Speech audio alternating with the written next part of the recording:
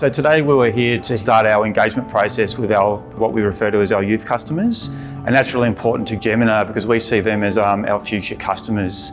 And a lot of what we have to grapple with is how do we manage the uncertainty moving forward as we transition to a decarbonised energy system. And the decisions we make today is going to affect them as our future customers. So it was really important to start that process to hear their voices, their expectations, to help inform our business plan for the next 5 years. I think the biggest impact for myself is the cost factor. It's probably the biggest concern because at the end of the day, we all earn a wage. At the end of the day, we all pay the bills. And if those bills outweigh the wages, then we can't physically live. We run at a deficit. And if we can't afford to keep gas at an affordable level, then that means we switch off of it. And that means that tens of thousands of people lose their jobs. That means tens of thousands of people lose their culture to cook. They lose the value of cooking with gas. And ultimately, it puts a lot of people at a detriment that you wouldn't normally think of.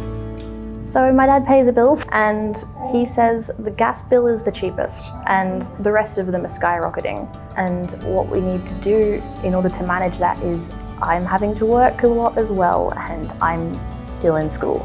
My dad works 24/7 and that's no word of an exaggeration just to pay the bills.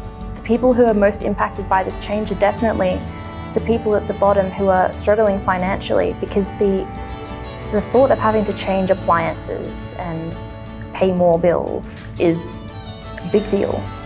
Everyone has to move towards renewables, but the people at the bottom shouldn't have to suffer with that transition.